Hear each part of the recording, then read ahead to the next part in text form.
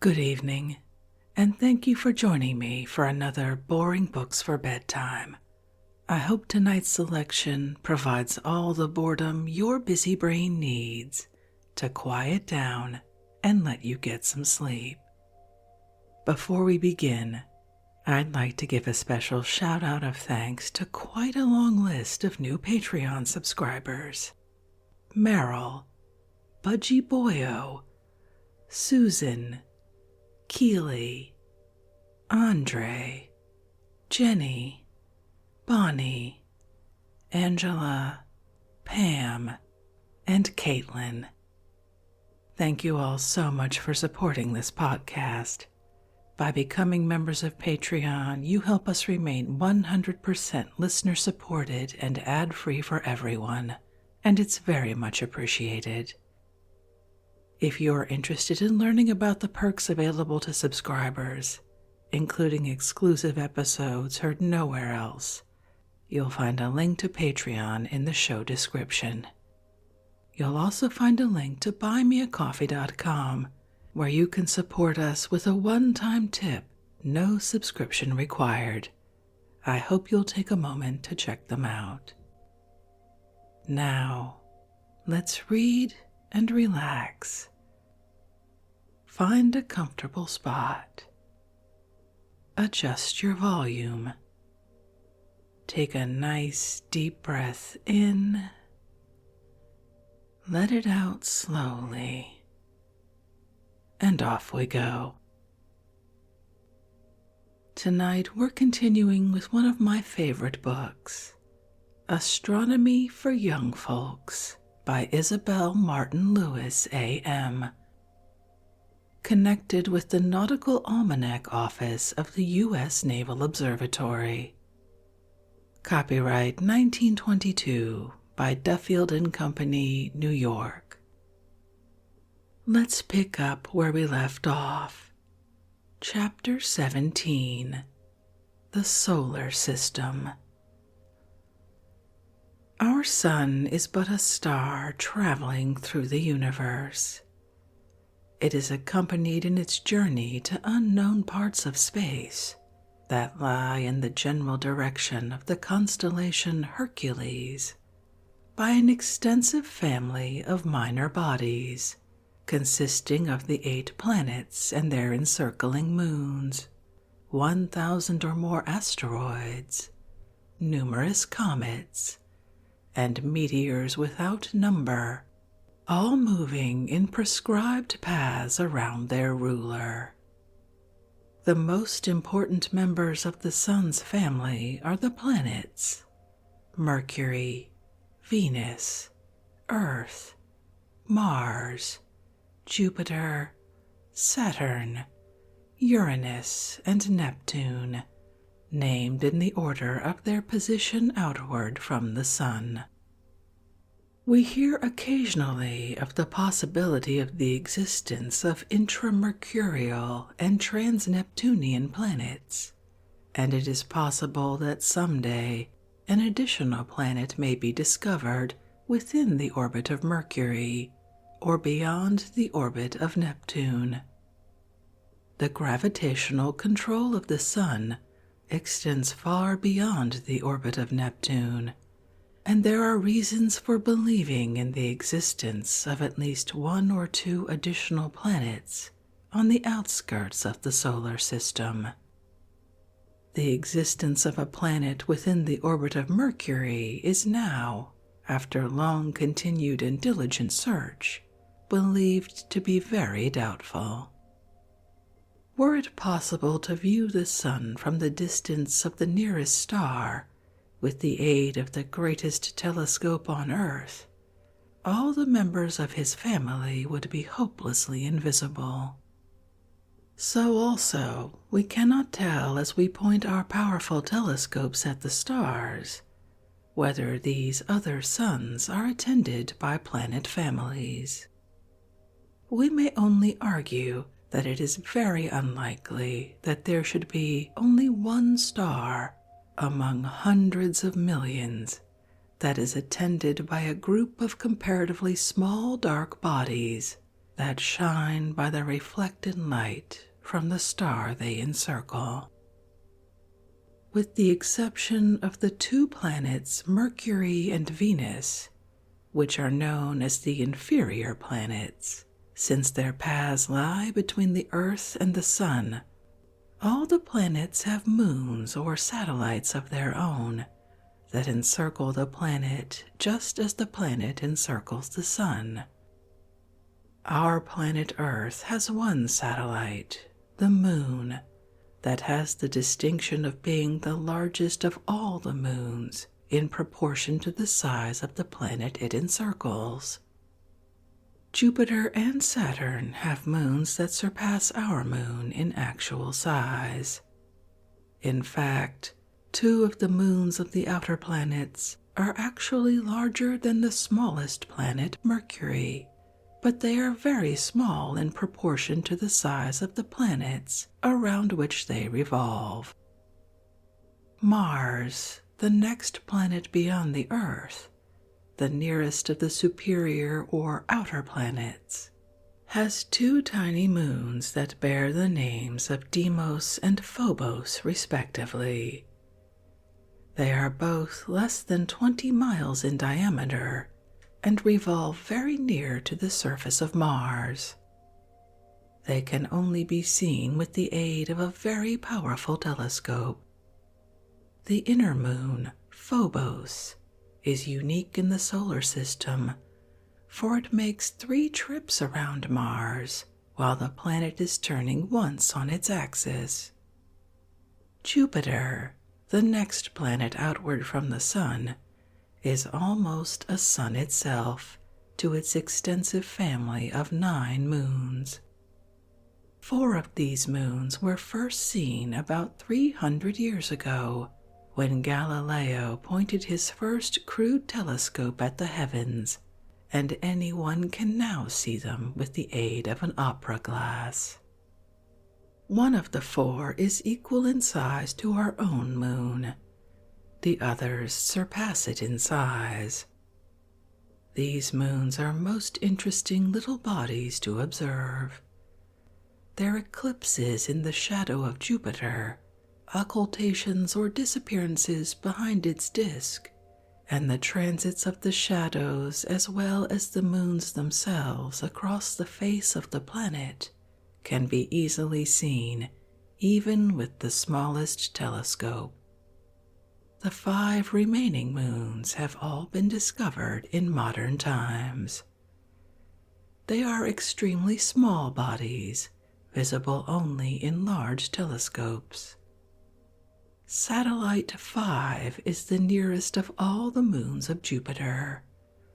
The other 4 are at great distances from the planet. The planet Saturn has 9 moons.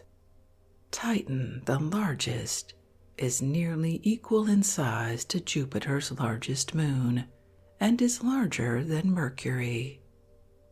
4 of the other moons have diameters between 1,000 and 2,000 miles in length.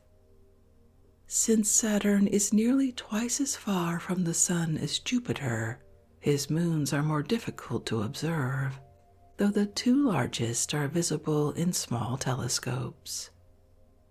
Saturn is unique in the solar system in possessing, in addition to his 9 satellites, a most wonderful ring system, composed of swarms of minute moonlets, each pursuing its individual path around the planet.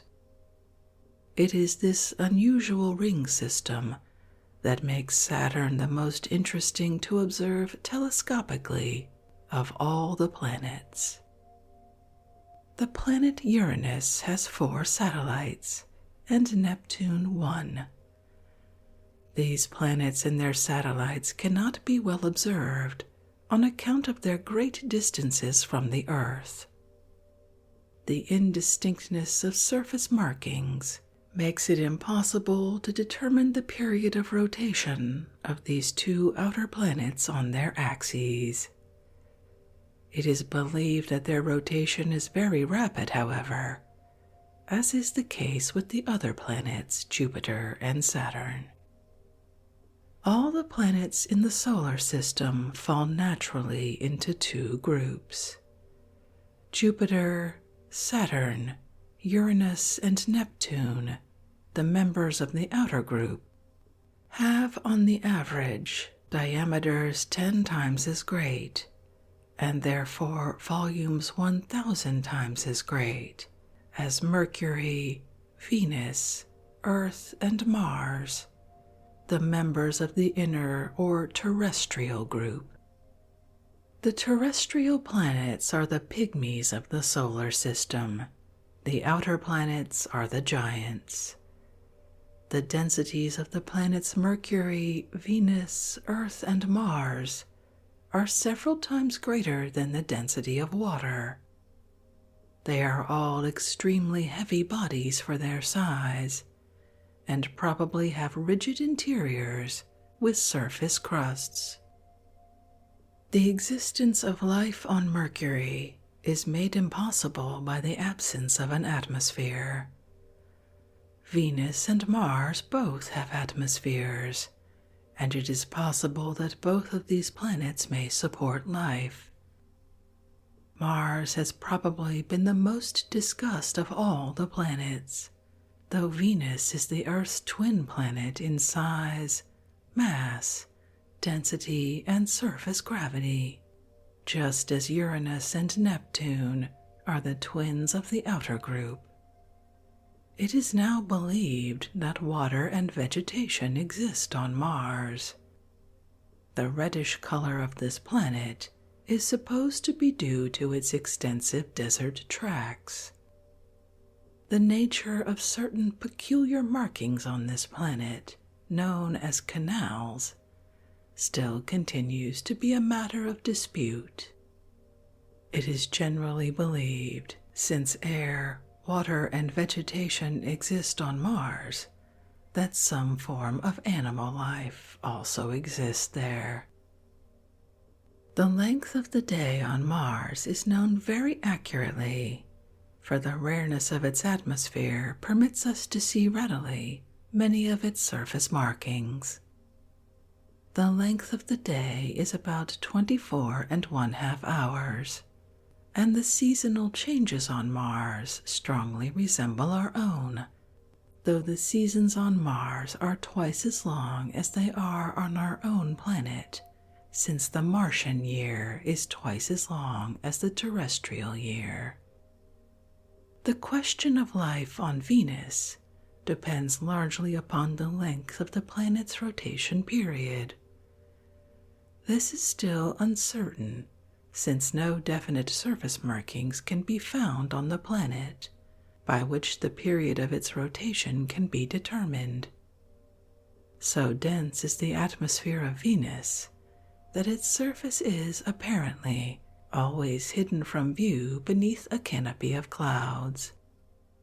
It is the more general belief that Venus, as well as Mercury, rotates on its axis in the same time that it takes to make a revolution around the Sun. In this case, the same side of the planet is always turned toward the Sun, and as a result, the surface is divided into two hemispheres, one of perpetual day, the other of perpetual night. This peculiar form of rotation, in which the period of rotation and revolution are equal, is by no means unknown in the solar system. Our own moon always keeps the same face turned toward the Earth, and there are reasons for believing that some of the satellites of Jupiter and Saturn rotate in the same manner. Life on any one of the outer planets is impossible. The density of these planets averages about the same as the density of the Sun, which is a little higher than the density of water. The density of Saturn is even less than water. In other words, Saturn would float in water, and it is the lightest of all the planets. It is assumed from these facts that the four outer planets are largely in a gaseous condition. They all possess dense atmospheres, and in spite of their huge size, rotate on their axis with great rapidity. The two whose rotation periods are known, Jupiter and Saturn, turn on their axis in about 10 hours. On account of this rapid rotation and their gaseous condition, both Jupiter and Saturn are noticeably flattened at their poles. The terrestrial planets are separated from the outer group by a wide gap. Within this space are to be found the asteroid or planetoid group. There are known to be over 950 of these minor bodies, whose diameters range from 500 miles for the largest to 3 or 4 miles for the smallest. There are only 4 asteroids whose diameters exceed 100 miles, and the majority have diameters of less than 20 miles. The total mass of the asteroids is much less than that of the smallest of the planets. It was believed at one time that these small bodies were fragments of a shattered planet, but this view is no longer held. The asteroids, as well as the comets and meteors, probably represent the material of the primitive solar nebula that was not swept up when the larger planets were formed. With few exceptions, the asteroids are only to be seen in large telescopes, and then only as star-like points of light. Most of them are simply huge rocks, and are all necessarily devoid of life, since such small bodies have not sufficient gravitational force to hold an atmosphere. The revolution of the planets around the Sun and of the satellites of the planets around the primary planets are performed according to known laws of motion that make it possible to foretell the positions of these bodies years in advance. Asteroids and comets also obey these same laws, and after 3 observations of the positions of one of these bodies have been obtained, its future movements can be predicted. All the planets and their satellites are nearly perfect spheres. They all, with few exceptions, rotate on their axes and revolve around the Sun, or in the case of moons around their primaries, in the same direction, from west to east. Only the 2 outermost satellites of Jupiter, the outermost satellites of Saturn, and the satellites of Uranus and Neptune retrograde, or travel in their orbits from east to west, which is opposite to the direction of motion of all the other planets and satellites. The paths of all the planets around the Sun are ellipses that are nearly circular, and they all lie nearly in the same plane. The asteroids have orbits that are more flattened or elliptical, and these orbits are in some instances highly inclined to the planetary orbits. The comets have orbits that are usually very elongated ellipses or parabolas. Some of the comets may be only chance visitors to our solar system, though astronomers generally believe that they are all permanent members. Paths of comets pass around the Sun at all angles, and some comets move in their orbits from west to east, while others move in the opposite direction, or retrograde. The behavior of the asteroids and comets is not at all in accord with the theory that was, until recently, universally advanced to explain the origin of the solar system. Some astronomers have made attempts to modify the nebular hypothesis that has held sway for so many years in order to make it fit in with more recent discoveries, but others feel that a new theory is now required to explain the origin of the solar system. Several theories have been advanced, but no new theory has yet definitely replaced the famous nebular hypothesis of the noted French astronomer Laplace. Chapter 18: The Origin of the Earth. It is not possible to consider the question of the origin of the Earth apart from the question of the origin of the solar system. That all the planets, as well as the asteroids, originated from a common parent mass has never been seriously questioned. All of these bodies revolve about the Sun and rotate upon their axes in the same direction, from west to east. Moreover, all of the planetary orbits lie very nearly in the same plane and are nearly circular in form. The orbits of the asteroids are more elliptical and more highly inclined to one another than are the orbits of the planets. But on the average, they are neither very elliptical nor very highly inclined to the planetary orbits. The Sun rotates upon its axis in the same direction in which the planets rotate and perform their revolutions, and the orbits of the planets are inclined at small angles to the plane of the Sun's equator.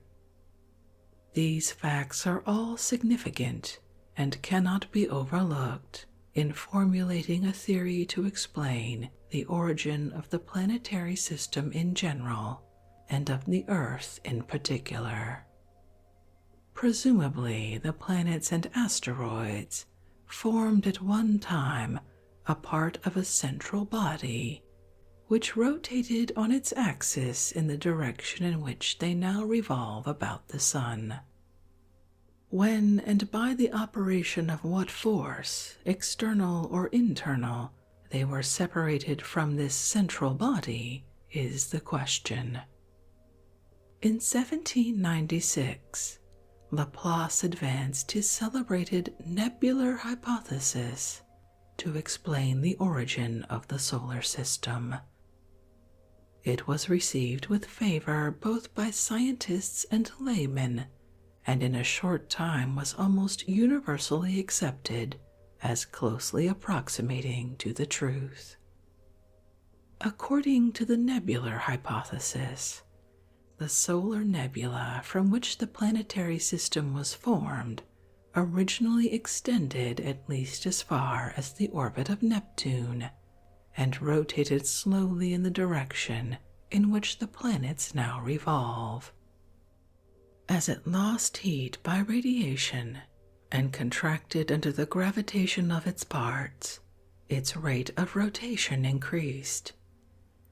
When the centrifugal or center fleeing force at the equator equaled the gravitational force directed toward the center, a ring would be left behind by the contracting nebula.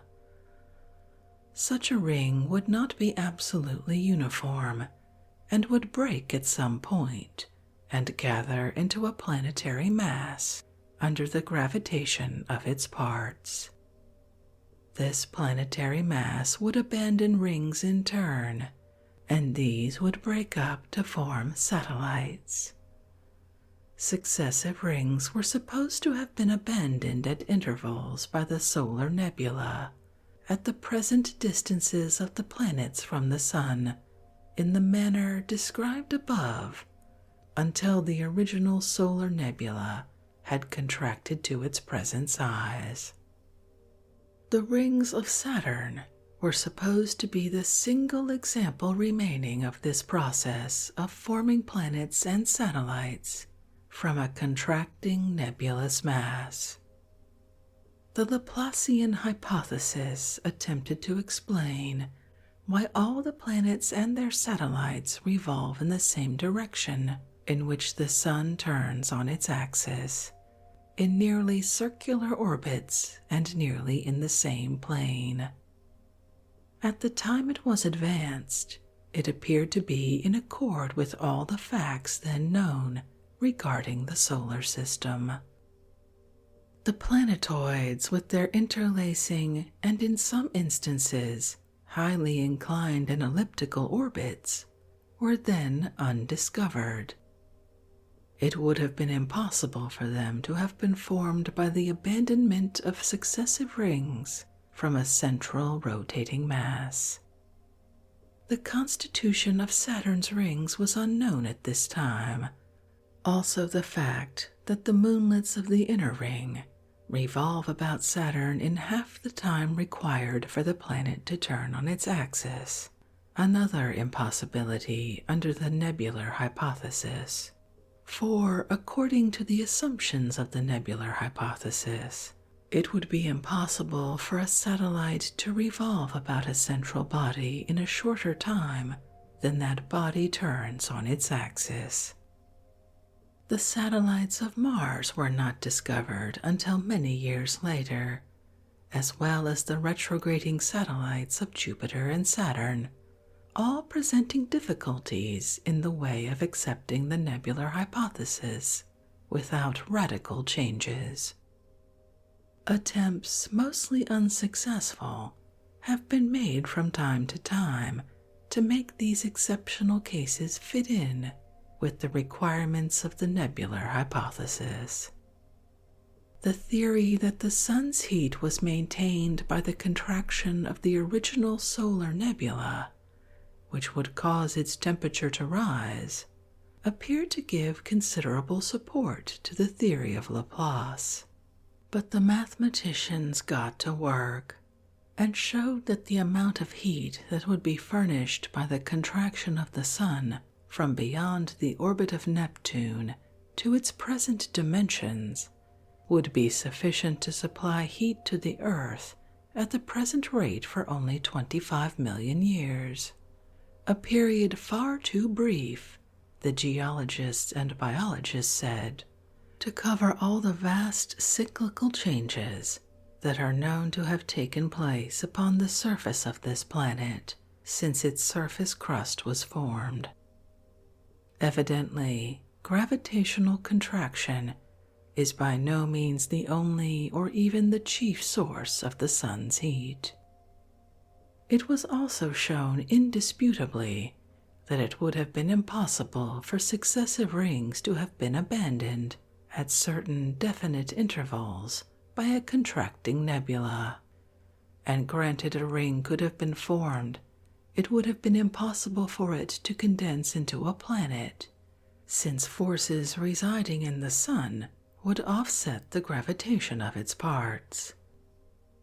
When Laplace advanced his famous theory, it was, to use his own words, with that distrust which everything ought to inspire that is not a result of observation or of calculation.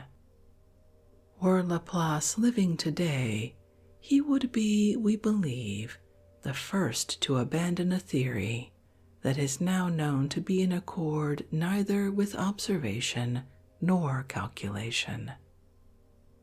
Deprived of a theory that has served to explain the outstanding features of the solar system more or less adequately for 125 years, astronomers are seeking, in the light of recent observations and discoveries, to formulate a satisfactory theory of the origin of the solar system.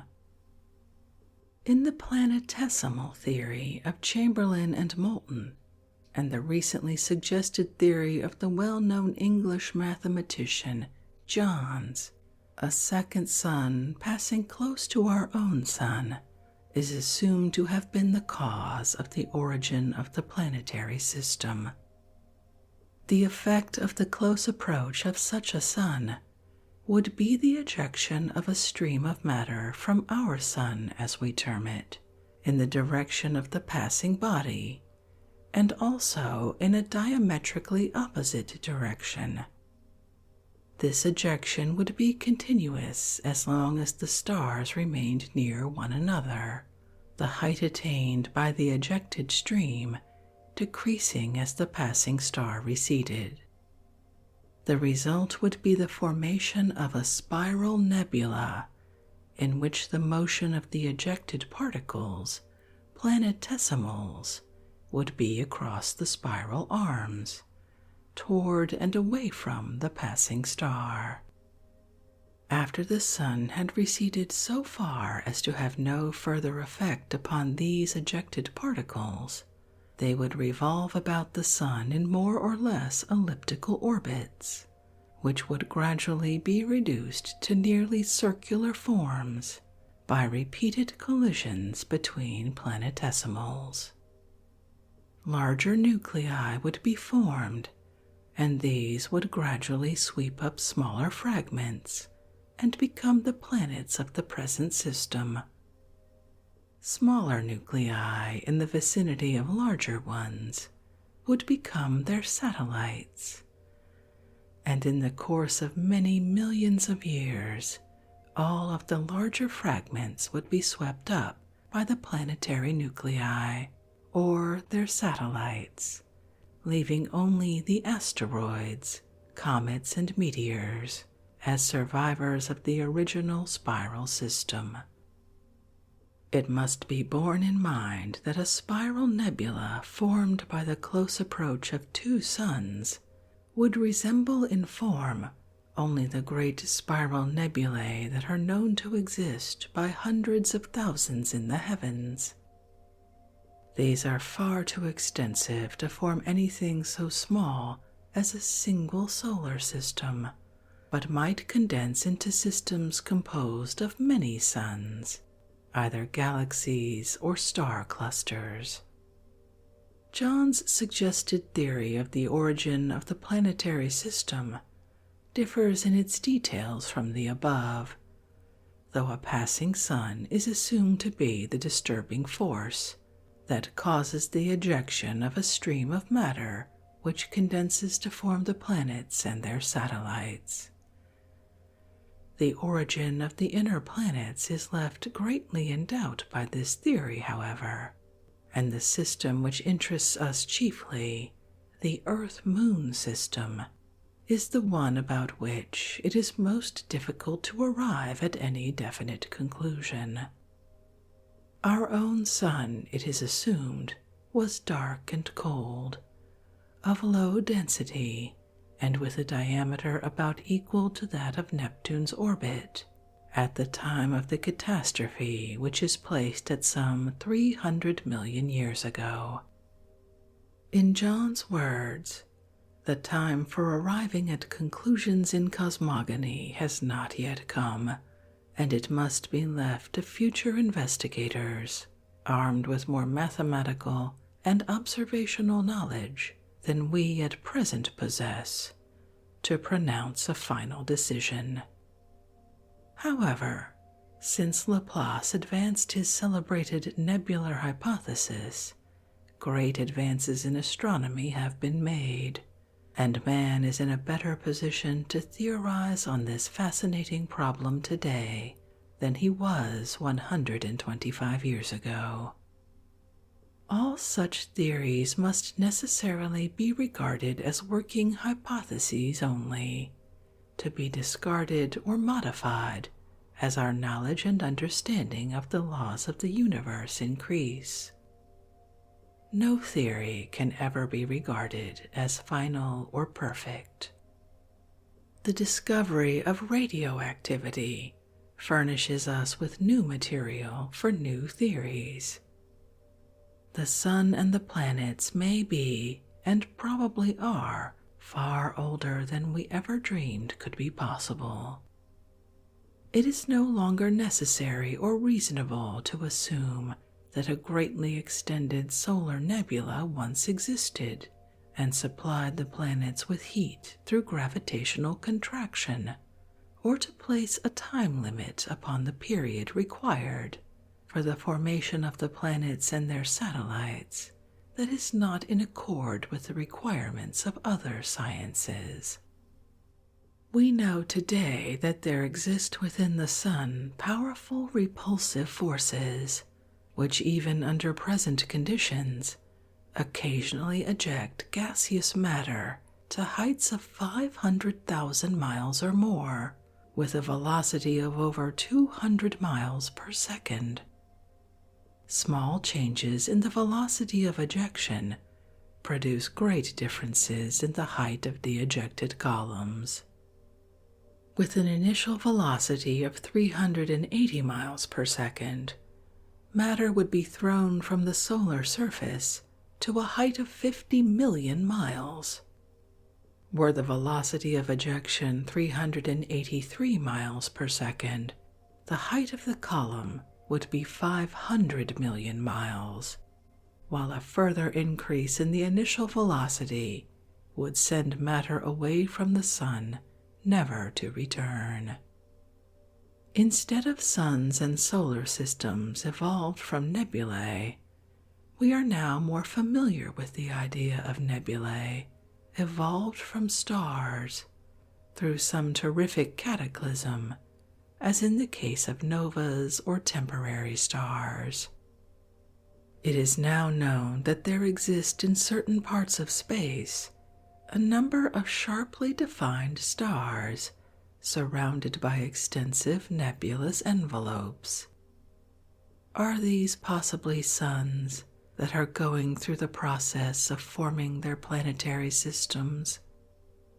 It is now known that pressure of light and electrical repulsion are forces to be reckoned with in the evolution of stars and nebulae, as well as gravitational contraction.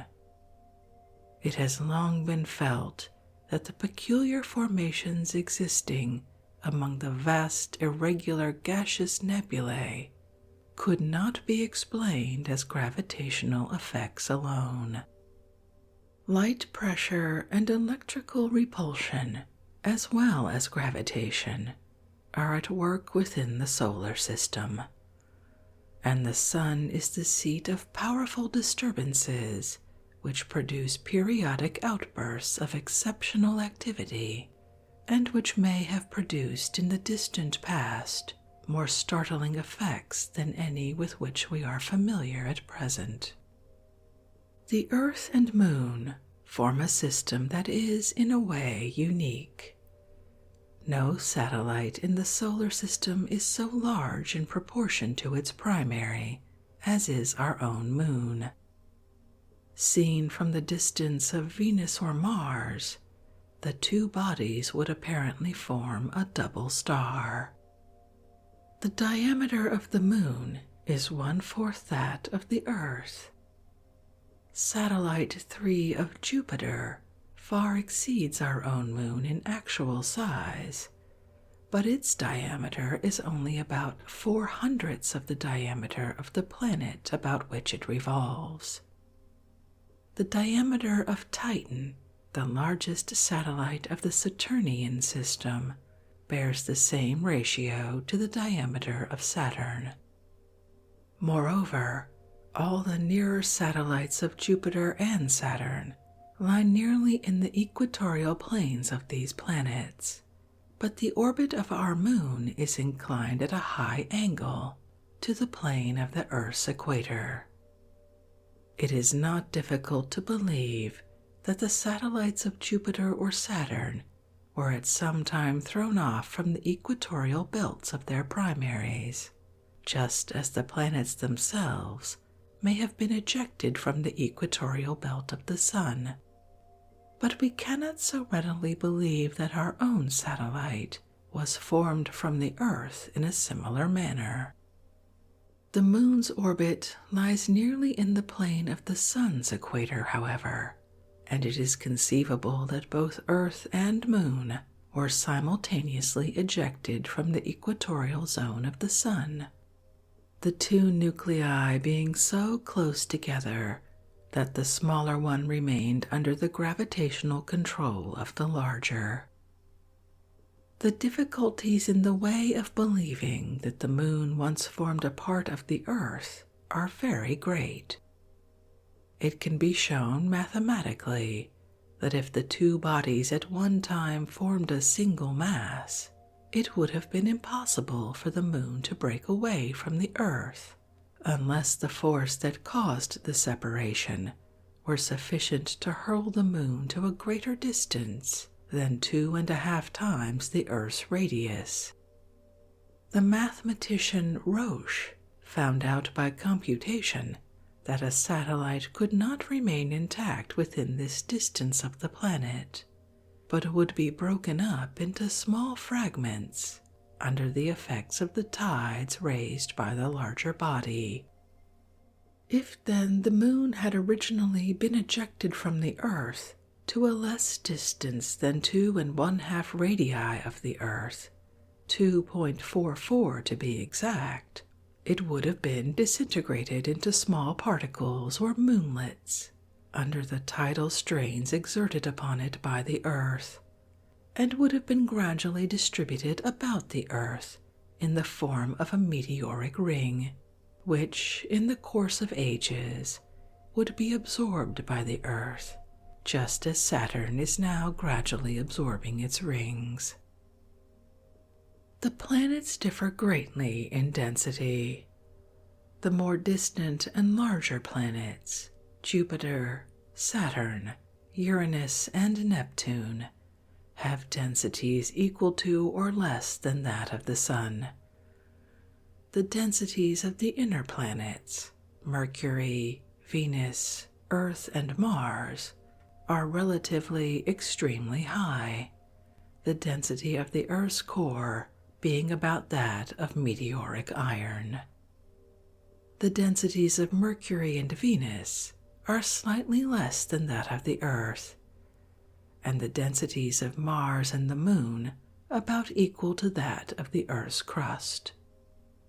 If a stream of matter were ejected from the Sun under the influence of some external force, such as that exerted by a passing star, the outlying parts of the stream would consist of the lighter elements, and the lower parts of the heavier elements, since the lighter solar elements lie at or near the surface of the Sun, and the heavier elements at greater depths.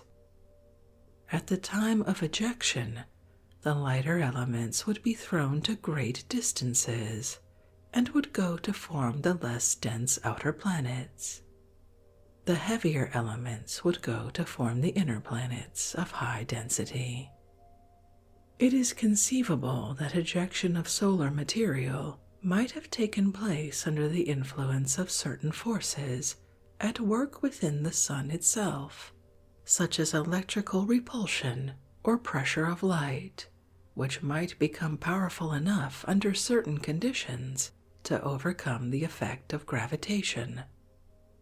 Next to nothing is known about the physical state of matter at great solar depths, where abnormal conditions of temperature and pressure must exist, and where great physical changes and disturbances may have taken place in the past. Even today, solar activity goes through a cycle of change during the sunspot period, and many millions of years ago, the sunspot cycle of solar activity may have been far different from what it is today, and a far more powerful factor in producing changes in the solar system. Outbursts of novas indicate that agencies making for peace and order are not the only ones at work among the stars. The cause of such outbursts has never been satisfactorily explained. The theory that they are caused by the close approach of two suns, or by the encounter of a star with a dark nebula, does not account for all of the circumstances of such outbursts. The nebulous matter seen about a nova after the outburst is now generally believed to have been expelled from the star itself at the time of the catastrophe, and may conceivably be the stuff of which planetary systems are made. At some epoch in the past, probably at least 1,000 million years ago, our own sun may have undergone some cataclysmic change, and this may conceivably have been brought about by disturbances within the sun itself. Elements may have been so formed and distributed within the interior of the sun that friction and internal instability resulted, and in time produced an upheaval of solar elements with initial velocities so great that possibly, through electrical repulsion and light pressure, portions of the ejected streams were permanently detached from the sun and became the nuclei of future planets. In some such way, it is conceivable our own planet Earth and the other members of our solar system may have been brought into existence in the dim and distant past many 100 million years ago. And on that wondering note and the end of the chapter, I think we'll end this evening's reading from Astronomy for Young Folks by Isabel Martin Lewis. I'm sure it's the science lover in me, but I can't get enough of these books that show how we worked our way to the theories we hold now, and I hope you enjoyed it as well. If you'd like to read this work for yourself and see the illustrations and photographs, as always, you'll find a link to a free ebook from Project Gutenberg in the show description. If you'd like to connect, suggest a boring book you'd like to hear read, or ask for more from a book we've already started, the best place to catch me is on Twitter at BoringBooksPod, or drop me an email via our website, www.boringbookspod.com. I always love hearing your suggestions. Thank you so much for joining me for this evening's reading. Until our next boring book, good night.